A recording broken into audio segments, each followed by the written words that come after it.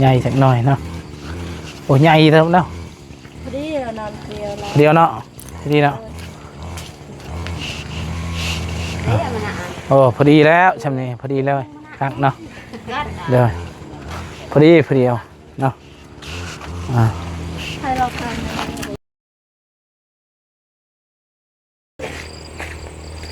เปิดภาพมาเมื่อนี้น้องพี่น้องคอยคำยำแรงเนาะสบายดีเด้อสบายดียำแรงพี่น้องเนาะเมื่อนี้ก็อยู่บ้านทางน้องเพชรคือเก่าพี่น้องเมื่อนี้ก็มาส่งที่บำคงวาและซื้อมุงให้ทางคนและทางลานเนาะที่เป็นแบบสติมันบอดี้เนี่ยแหละเนาะก็สีส่งให้เพิ่นแต่เมื่อวานนี่แหละว่าก็ซื้อเมื่อวานนี่แต่ว่ายังไม่ได้ไปมอบให้เพิ่นเนาะค่าเวียกเนี่ยก่อนอื่นกับทักทายสบายดีเด้อสบายดีและสวัสดีพ่อแม่พี่น้อง FC เมื่อสุกูสู่คนเนาะบ่ว่าสิอยู่ในและก็ต่างประเทศก็ยินดีต้อนรับเข้าสู่ช่องบ่าวบุญคงทำมาหากินคือเก่าคือเดิมพี่น้องเนาะนี่ก็สิเอามุงให้เพิ่นก่อนเนาะมาพี่สิเอามุงให้เพิ่นก่อนนะมุงกับสิเอามุงกับหมี่เพิ่นมักกินหมี่นะ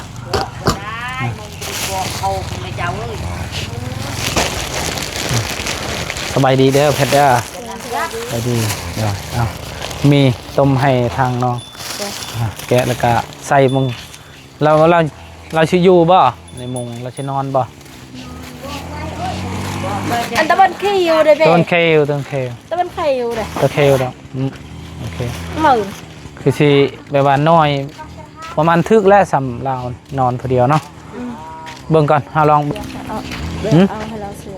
กยังก็อยากเอาให้เราเสือกเอาเชือกบ่ให้เราบ่เป็นยังเอาก็ได้ตัวนี้ก็ได้สิเป็นยังเอาเชือกจังมุมแกะมีก้างแกะไม่ลองกลางเถอะแม่แจงเอาแบบกลางเลยแม่ท่วมไอ้ไม่ลองแม่คุยอะไรแม่ไม่กลางเถอะแม่อะไรกี่โอ้เจ้าทางมือกระชัดกี่เล่นไหนแปะเดี๋ยวยุ่งเยอะนะเนาะเยอะเลยเจ้าพี่ชันนะเจ้าชันนะเจ้า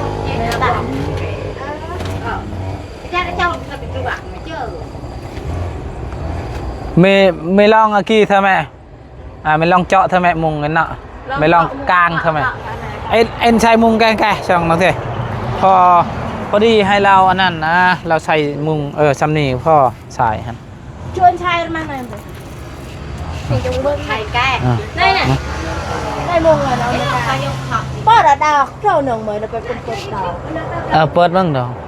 อกไผ่ได้ในกลางมุงเลยจักลาชินอนหรือบอลในมุงเนาะยุงอะไรยุงลายเนาะจักเป็นชีนอนหรือบอลในมุงเนาะเป็นจักเลยแต่ใจอยากให้เรานอนในมุงยุงลายคนว่าลงมือแทนนะกลางละมุงไหมยกกินข้าวกินน้ำแล้วยังบริกิตยังชุดเล็กนะมีเอาให้มาว่าไปเลยเจ้ากินแล้วเขายังบริกินมาเลยกินปลาทูซื้อมาเลยกลางละมุงไหมเดามีกลางเธอแม่เฉลยแม่แต่กี่เกาะกี่ทับกระตูแต่ห้ามแต่กี่ลวงกี่ลวงกี่เกาะกี่ทับห้ามแม่นเลยลองเบิ้ง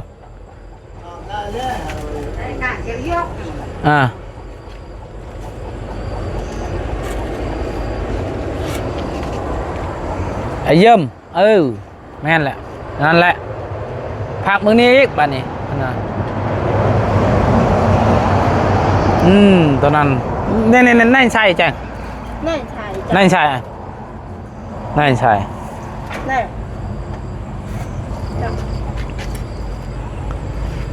เราก็ฮู้คือกันให้ฮู้ความเอาให้ เว้า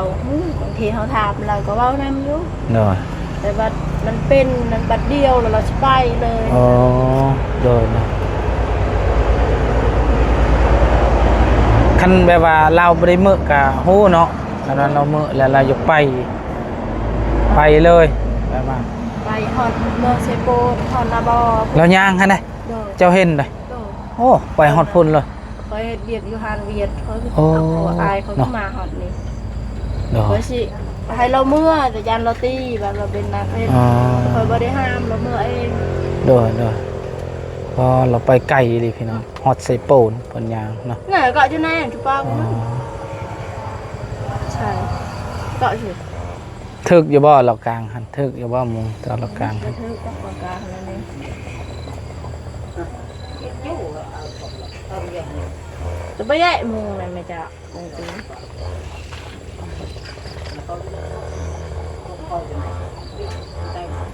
ตะเปะเนาะแม่นตาแจ้งนับเปะไ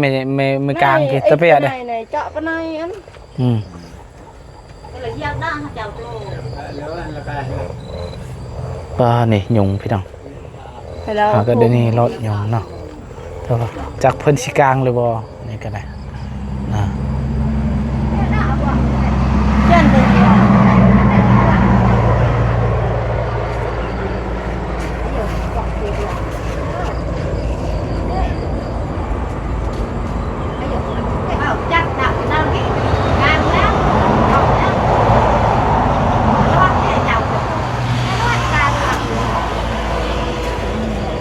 มันต้องเป็นอากาศนะ được chờ chọn lá hả bữa Càng anh càng chứ lệ tới đây ai thải tới đây là เอ้ากลางแม่แจ้งกลางมุงคือ càng chứ lệ mùng ai càng thế để càng nữa càng chào càng เลยเรียจะไหนเรียจะไหน กะกี้ตะเปะเชื่อไม่ชัดกี่แม่อักอะเลียสิกะกี้บางคำก็เข้าใจอยู่แต่ว่าสติยังดีก็ได้อยู่นายเต้ปุกี้มาอักชุกี้กี่อืม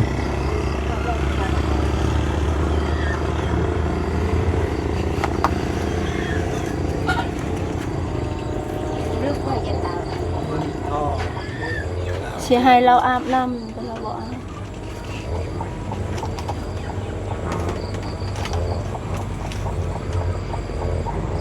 มุงในแปะไม่ได้เมื่อยแกะ พอดีเลยมุงแต่ว่าเจ้ากลางบ่ถึกแล้วตัวนี้นี่ตัวนี้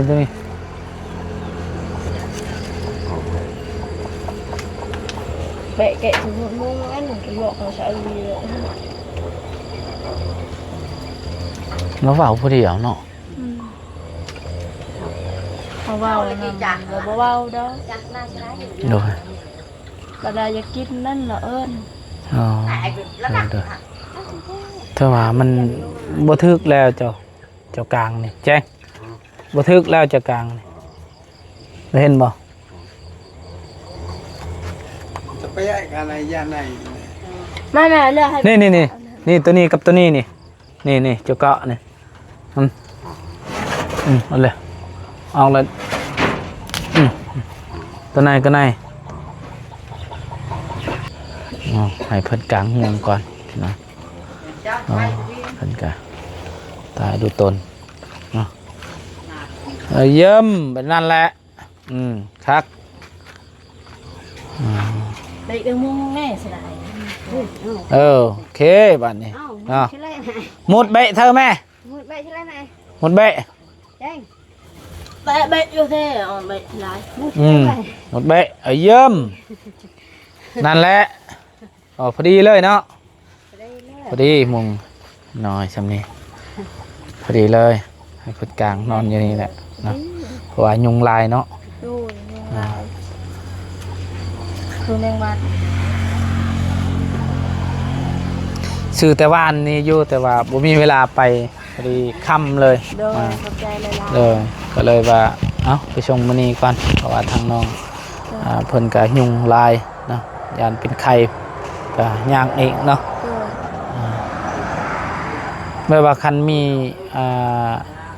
สมมุติมีเงินมีคำนี่เฮาปัวเราได้บ่ บ่ได้ บ่ได้บ่ โดย นะบ่เป็นแบบว่า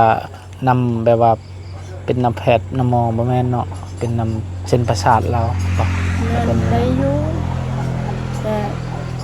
บ่ได้นั่นบ่ได้แบบยันทำบ่มีเงินหลายนั่นนะ โดยคันต้องใส่เงินลายเนาะกลัวได้เนาะแถวนี้บ่ได้ดอกยันอยู่ลาวหายันบ่ได้หรือว่าได้บ่มันต้องลงแบบว่าอยู่ไทยได้อยู่เข้าใจว่าอยู่ไทยนี่ได้ พอเห็นหลายคนอยู่เป็นพลาว โดยได้เนาะ คนอยู่บ้านเวียงหลวงนี่ก็เป็นผู้ลาวบัดแล้วก็ดี โดยดนบ่เรานะจึงดีแล้วปัวหยัง 5 เดือน แล้วปัวหยังบ่ได้ปัวบ่ บ่ได้เขาปัวอยู่เวียด ปัวอยู่เวียด ได้ อ๋ออยู่เวียดแล้วได้เนาะเป็นปัวอ๋อโดย เขามีเงินอยู่ โดย เขาบ่มีแต่ได้เบิ่งลาวนี่แหละ โดยคันนอนคันเพิ่นนอนอยู่ในมุ้งก็ใครแน่เนาะ โดย อืมจะบอกให้เราว่านอนอยู่มุ้งเด้อบอกเรา ใจมาเบะตังมุงนะ ดอกอยู่เนาะมอนเราได้ซะบ่มีบ่ นี่มันตะหุม ใช่มอนอ๋อ แม่เอา พี่งอแบบว่าคันฝนบ่ตกก็ใครแน่ยันฝนตกแล้วฝนฟ้าใช่เพิ่นสิหนาวเปียกมัน เปียก เนาะ ลาว โดย เปียกบ่มี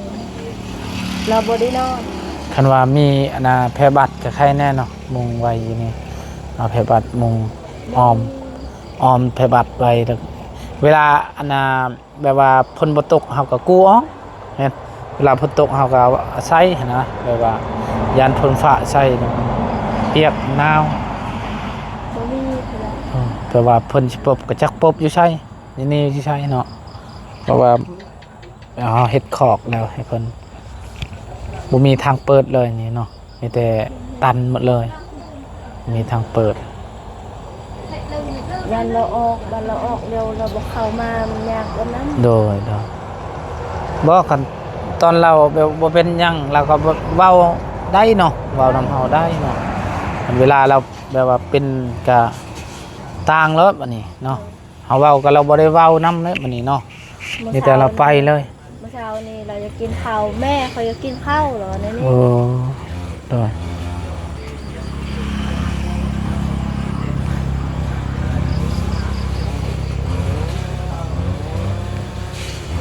เราอยู่เมืองนี่แหละ โดย ทำได้ดีหนูวันเรา แม่น ขนาดเท่าอยู่ เอาเชือกอันน่ะตัวนี้คือเอาไว้อยู่นี่จะว่าบ่เอาไว้เชือกอยู่นี่เขาเอาไว้อยู่นี่นี่ เสือกตัวนี้ แม่นตัวนั้นหั่นล่ะ เสือกอู้ อู้หั่นแหละเขาว่าเอาปะยังอยู่หั่นเจ้าก็ฮู้หรอว่าตัวนี้หั่นแต่ว่ามันคิดชันจังได๋มันยากหั่นนะจะว่าบ่ปะเชือกเพิ่นเชือกแล้วตัวนี้มีแต่ออกก่อนมื้ออื่นจึงเอาให้อีกแล้วนะ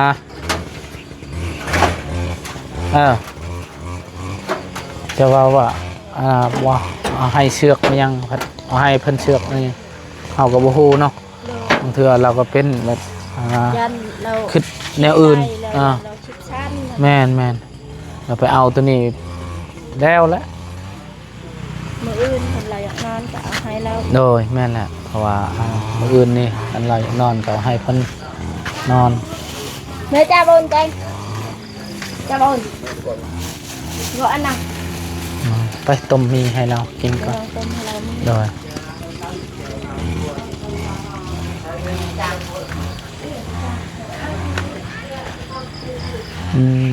เพื่อนครูเอาคนก็อยู่นี่แหละเนาะ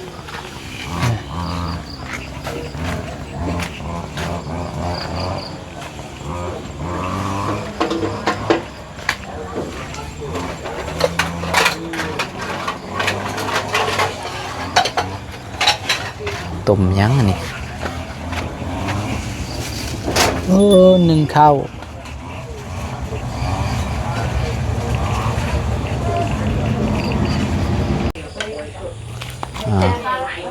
ก็ให้เพิ่นกินมีก่อนทางน้องเพชร เมื่อวานนี้เราว่าแซ่บมีนั่น แซ่ เป็ บ น บ่ ไส้เราหมดน้องชายกินแล้ว เด้อเราก็จะกิน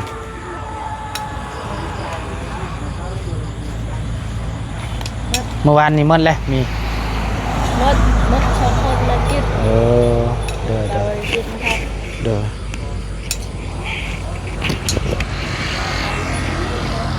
ในมีเจ้า นั่นน่ะ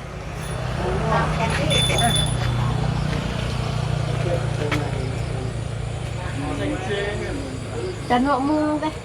จ้าเลือกนัว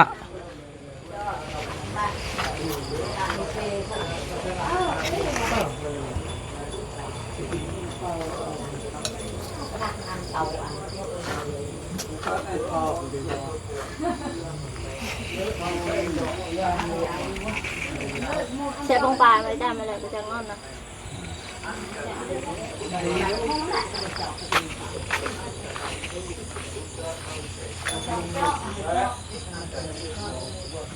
แล้วมันกันเถอะบัดอะไรบัดอะไร đây đây còn ở đây nha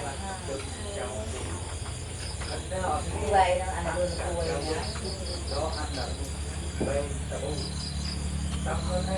đây nó วันนี้ก็น้าบ่าวก็สิกลับแล้วเด้อเพชรเด้อโดยเอามีแต่สู้ๆเด้อโดยให้กำลังใจโดยเนาะพี่น้องก็สำหรับคลิปนี้ก็บ่าวเป็นคงก็จะขอจบคลิปปิดคลิปไว้เพียงเท่านี้ก่อนเนาะคำมืดตื่นตาแล้วพี่น้องเนาะครับคลิปนี้ไปแล้วเด้อสบายดี พอ